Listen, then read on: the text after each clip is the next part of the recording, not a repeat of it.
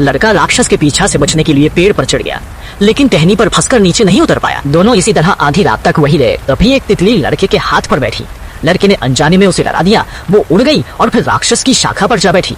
राक्षस तितली को देखता रहा और कोई प्रतिक्रिया नहीं दी। ये दृश्य देखकर लड़के को तुरंत लगा कि ये राक्षस उतना खतरनाक नहीं है जितना उसने सोचा था। लेकिन तभी पास की आग अचानक ही तेजी से उनकी ओर बढ़ गई। भयानक लपटों ने राक्षस को डराया। लड़के ने और ऊपर चढ़ने की कोशिश की पर लगभग गिर ही गया। लेकिन तभी निराशा के क्षण में दोनों की आंखें मिली। राक्षस ने एक पंजा उठाकर नीचे की ओर इशारा किया, मानो कुछ कहना चाहता हो। ये देखकर लड़का आगे बढ़ने लगा और राक्षस ने भी उस पर हमला नहीं किया। लड़के ने तुरंत औजार निकाले और राक्षस को फंसी हुई टहनी काटने में मदद की। फिर राक्षस भी जमीन पर गिर गया। लड़के ने सोचा कि वो मर जाएगा, लेकिन राक्षस आग से उठ खड़ा हुआ। वो फिर से पेड़ पर कूदा और लड़के को पकड़कर आग से बाहर निकाल लिया। वे दोनों एक साथ पहाड़ की चोटी पर भागे।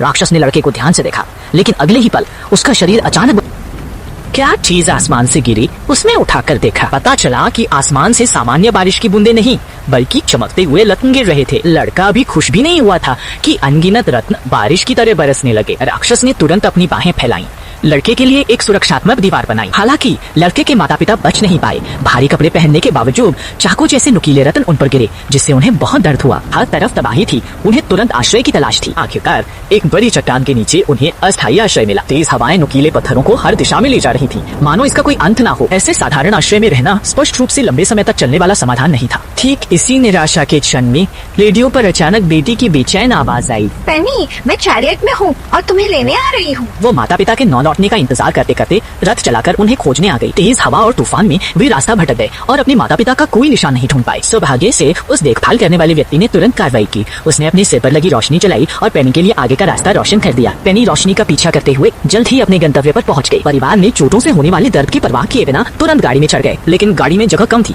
इसलिए राक्षस को सिर्फ गाड़ी के पीछे कसकर पकड़ना पड़ा। सब कुछ ठीक से व्यवस्थित होने के बाद जुकी ने तुरंत एक्सेलरेटर दबाया और गाड़ी चलाकर घटनास्थल से भाग गए। रास्ते में बारिश से बचने वाले एक आदमी ने उसे देखा। उसी समय जॉन ने भी दूर से आ रहे संकट के संकेत को देखा। जुकी ने पीछे के तूफान की परवाह न करते हुए वो बचाव के लिए मुड़ा और चला गया। ठीक उसी समय एक महिला हीरे जैसी चमकती बारिश की बूंदों के बीच दौड़ती हुई आई। जब पिता ने पूछा कि क्या कोई और है, तो महिला ने अनिच्छा से जवाब दिया, क्षमा करें, जाओ। महिला ने जल्द जाने को कहा, मानो कुछ छिपा रही थी। और दूसरी तरफ जब आदमी ने सिग्नल गन वाला डिब्बा खोला तो सिग्नल गन पहले ही गायब हो चुकी थी। दरअसल महिला ने आदमी की असावधानी का फायदा उठाकर उसे चुरा लिया था। उसने गुस्से में महिला का हार जमीन पर पटक दिया। अभी अभी उसने उसे खतरे से बचाया था, पल भर में उसे बेरहमी से त्याग दिया गया। वाकई मुसीबत में ही सच्चे रिश्ते पता चलते हैं। जितना ज्यादा वो सोचता उतना ही गुस्सा बढ़ता जाता। बख्तरबंद गाड़ी पूरी गति से अंतरिक्ष यान की ओर भागी। उसके ठीक पीछे एक डरावना तूफान आ रहा था। पूरे परिवार की चीखों के बीच बख्तरबंद गाड़ी तूफान में समाने वाली लग रही थी। फिर भी पिता ने शांति से बख्तरारबंद गाड़ी को नियंत्रित किया। बिजली और गर्जना के बीच एक सफेद रोशनी ने अंधेरे को चीरा और बख्तरारबंद गाड़ी तीर की तरह तेजी से निकली। तूफान से पहले सुरक्षित रूप से अंतरिक्ष यान के गोदाम में जा घुसी। तब जाकर सबका दिल हल्का हुआ। सबने एक दूसरे को गले लगाकर इस आपदा से बचने का जश्न मनाया। लेकिन उस रहस्यमयी महिला ने जब मशीन राक्षस को देखा तो वो बहुत ज्यादा डर गई। माफ करना, वो खतरनाक नहीं है। महिला ने अवाक होकर राक्षस को घूरा। दरअसल एक हफ्ते पहले अंतरिक्ष स्टेशन तबाह हो गया था और महिला ने अपनी आंखों से मशीनी राक्षसों द्वारा इंसानों के नरसंहार का भयानक दृश्य देखा था। घबराहट, घायल आदमी डॉक्टर है। उसने तुरंत अपनी डॉक्टर की पोशाक उतारी। उसे पहनकर डॉक्टर की सदमे में अकेला चला गया। वो डॉक्टर की पोशाक में बचाव जहाज पर आया। डॉक्टर की पहचान का उपयोग करके अनुमति अनलॉक की और खुद को डॉक्टर बताया। उसने 2 पायलटों को उसे ले जाने का आदेश दिया, पर उसे उम्मीद न थी कि जहाज अप्रत्याशित रूप से ब्लैक होल में समा गया। जब पायलट जागे तो उन्होंने देखा कि सामने एक गहरी खाई है और उनका जहाज ठीक चट्टान के किनारे पर डगमगा रहा था और जहाज के अग्रभाग में एक पक्षी पूरे जहाज का संतुलन बिंदु बन गया। अगर वो चाहे तो बस 2 बार पंख फड़फड़ाकर वो तुरंत अपनी पत्नी से मिलने चला जाएगा। उस आदमी ने कभी सपने में भी नहीं सोचा था कि एक दिन उसका अस्तित्व उस पक्षी के हाथों में होगा। बचने की प्रवृत्ति ने उसे तुरंत निकलने के लिए मजबूर किया, लेकिन सीट बेल्ट अटक गई थी। पुरुष ने अपने सिर के हल्के दर्द को सहते हुए पूरी ताकत लगाई, फिर भी वह सफल न हो सका। उसने अपने बगल में बेहोश पड़े साथी को जगाया। महिला डॉक्टर जागी और उसने भी वही भाव दिखाए जो उसने दिखाए थे। उसने आदमी की हरकत को दोहराया और नतीजा ये हुआ कि उसकी सीट बेल्ट भी अटक गई। जहाज के हिलने से दोनों की घबराहट बढ़ गई और हार न मानने वाले स्वभाव के कारण आदमी को तुरंत एक विचार आया। उसने महिला से मांगी हुई चाकू ली, तुरंत एक तार काटा और एक सिरे से टपकते तेल को छुआ। चिकनाई वाले पदार्थ के लगने से सीट बेल्ट ने पहले जैसी अड़ियलता नहीं दिखाई। आदमी ने उसे आसानी से खोला और वो भी तुरंत महिला के पास आया। उसी तरीके से महिला को बचाया, लेकिन ज्यादा हिलने डुलने से टूटा हुआ जहाज फिर से हिलने लगा। दोनों डर के मारे सिहर उठे। शुक्र है कि खतरा टल गया। और आदमी ने पीछे की ओर जोर लगाया। विषैले लिबास वाले आदमी ने महिला को बचा लिया, लेकिन उसके अत्यधिक हिलने डुलने से टूटा हुआ अंतरिक्ष यान फिर से हिलने लगा। दोनों इतने डर गए कि लगभग ठिठुर गए। शुक्र है कोई खतरा नहीं था। आदमी ने नीचे उतरने के लिए बहुत कोशिश की और आखिरकार अंतरिक्ष यान से सफलतापूर्वक भाग निकला। बाहर बिखरा हुआ मलबा हर जगह दिखाई दे रहा था। उन्हें गलती से एक साथी का शव मिला। आदमी ने शव से जूते उतारकर महिला को दिए, लेकिन उसने सख्ती से मना कर दिया, ये मानते हुए कि मृतक के कपड़े पहनने से बदकिस्मती आती है। आदमी इससे नहीं दिखा। उसने आसमान में एक सिग्नल फ्लैट डाला, अन्य बचे हुए लोगों को आकर्षित करने की उम्मीद में। फिर उसने दूरबीन से देखा। उसने देखा कि दूर बंजर भूमि पर कोई पैराशूट से उतर रहा था। दोनों ने मानो जीवन रेखा पकड़ ली हो। उन्होंने जल्दी से अपना सामान पैक किया और चल दिए। हालांकि जब वे अपने गंतव्य पर पहुंचे तो उनके सामने एक ठंडा शव था। जैसे ही आदमी शव से उपयोगी चीजें खोजने की कोशिश कर रहा था, वो शव अचानक हिलने लगा। डर कर आदमी अनजाने में चीख उठा। पता चला कि वो महिला मरी नहीं थी, बल्कि गंभीर चोटों के कारण कोमा में चली गई थी। तभी आदमी ने पीछे मुड़कर दूर घाटी से उठता हुआ धुआं देखा। उसने अनुमान लगाया कि वहाँ एक और पलायन यान हो सकता है, शायद अन्य बचे हुए लोग भी हों। आदमी ने जल्दी से महिला को अपना सामान पैक करने के लिए कहा। जब उसने फिर से ऊपर देखा तो क्षितिज पर एक तूफान तेजी से आता हुआ दिखाई दिया। दोनों को तुरंत निकलना था, लेकिन जमीन पर पड़ी महिला का क्या किया जाए? उसे साथ ले जाना उनके बोझ को बढ़ाएगा, लेकिन अगर वे उसे छोड़ देते हैं तो वो निश्चित रूप से मर जाएगी। इस गंभीर रूप से घायल महिला के सामने दोनों गहरी दुविधा में पड़ गए। नहाते समय महिला ने बस यूं ही फोन पर नजर डाली तो उसने डरा हुआ पाया कि आंगन में कब एक अजनबी आदमी आ गया था।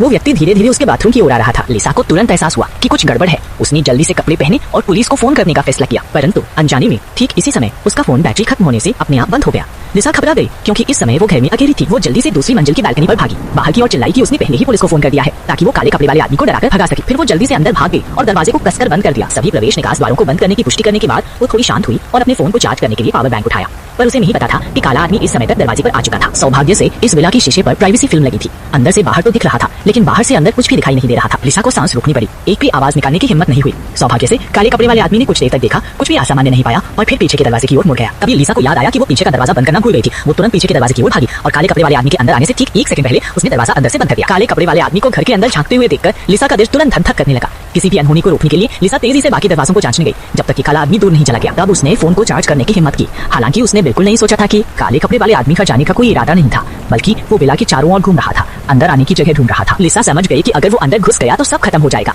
लिसा ने तुरंत पुलिस को फोन किया, पर उसने कई बार कोशिश की, फोन लग ही नहीं रहा था, जैसे पास में सिग्नल जैमर लगा हो। दरअसल काले कपड़े वाले आदमी ने अंदर के लोगों को पुलिस को फोन करने से रोकने के लिए उनके घर की नेटवर्क लाइनें पहले ही काट दी थी। लिसा तुरंत निराश हो गई, लेकिन उसे आज रात मन होगा। जब लिसा डर से कांप रही थी तो काले कपड़े वाले आदमी ने पहले ही फ्लेम थ्रोअर उठा लिया था, ताकि वो दरवाजे के ताले को ज्यादा गर्मी से पिघला सके। अपनी जान बचाने के लिए लिसा ने एक फल चाकू पकड़ा और काले कपड़े वाले आदमी के दरवाजा तोड़कर अंदर आने के तुरंत बाद उसे एक ही बार में खत्म करने के लिए तैयार थी। लेकिन जब दरवाजे का ताला टूट गया तो वो डर के मारे भागने लगी। उसे लगा कि घर से भागने के बाद वो सुरक्षित होगी, पर उसका घर पहाड़ी की चोटी पर था, शहर से कम 1 घंटे की ड्राइव पर। कोई चारा ना देखकर लिसा को वापस विला लौटना पड़ा, लेकिन जैसे ही वो अंदर छिपी तो अचानक अपने पूर्व प्रेमी से टकरा गई। इससे लिसा के मन में एक पल की खुशी आई, पर खुशी के बाद उसे कुछ गड़बड़ लगी। उसे शक था कि उसका पूर्व प्रेमी ही वो काला आदमी था जिसने डिलीवरी बॉय को चाकू मारा था। त्रासदी को रोकने के लिए उसने बिना सोचे समझे चाकू से अपने पूर्व प्रेमी को घायल कर दिया और फिर भाग गई। फिर उसने मल्टीमीडिया जंक्शन बॉक्स ढूंढा और नेटवर्क को फिर से जोड़ा। नेटवर्क सामान्य होते ही उसने तुरंत पुलिस को फोन किया, पर क्योंकि उसका विला पहाड़ पर था, पुलिस को आने में कम से कम 20 मिनट लगेंगे। इसका मतलब था कि लिसा को इस दौरान अकेले ही सामना करना होगा। इसलिए खुद के लिए ज्यादा समय खरीदने के लिए लिसा चुपके से काले कपड़े वाले आदमी के पीछे से गई और उसे एक बेडरूम में बंद कर दिया। पर यह दरवाजा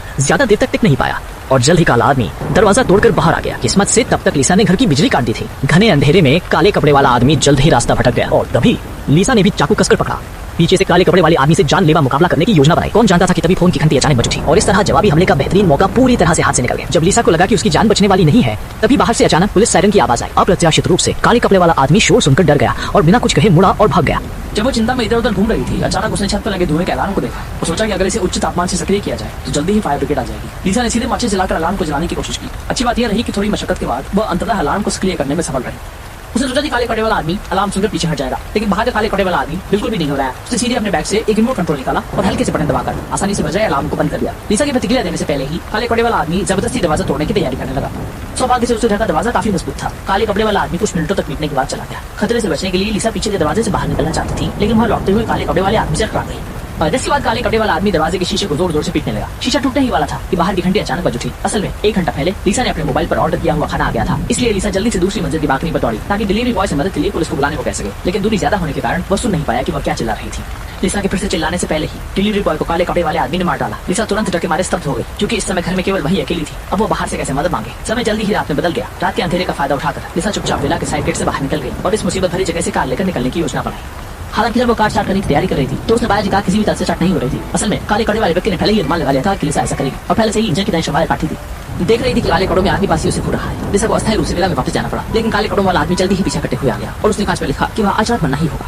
ठीक उसी समय लिसा। हालांकि लिसा को और भी आश्चर्य हुआ जब काले कपड़े पहने व्यक्ति भागते समय गलती से फिसल कर नीचे गिर गया, सिर के बल गिरा और मौके पर ही उसकी मौत हो गई। सबसे चौंकाने वाली बात यह थी कि काले कपड़े वाले व्यक्ति वास्तव में उसका पूर्व प्रेमी था। पुलिस की पूछताछ के बाद भी लिसा ये समझ नहीं पाई कि उसका पूर्व प्रेमी उसे क्यों मारना चाहता था। वे पहले शांतिपूर्ण तरीके से अलग हुए थे और उनके बीच कोई वित्तीय विवाद नहीं था। पूर्व प्रेमी की हत्या के मकसद का पता लगाने के लिए लिसा ने सुरक्षा विभाग से पिछले दिन की निगरानी वीडियो मांगी, लेकिन उसे बताया गया कि वीडियो उसके पिता ने ले ली है। और ये भयानक बात यह है कि लिसा की जांच के बाद उसने पाया कि उसके पिता ने 1 महीने पहले उसके लिए एक बड़ी बीमा पॉलिसी खरीदी थी, ये जानने के लिए कि उसके पिता वास्तव में क्या करना चाहते हैं। लिसा चुपचाप अपने पिता की कंपनी गई।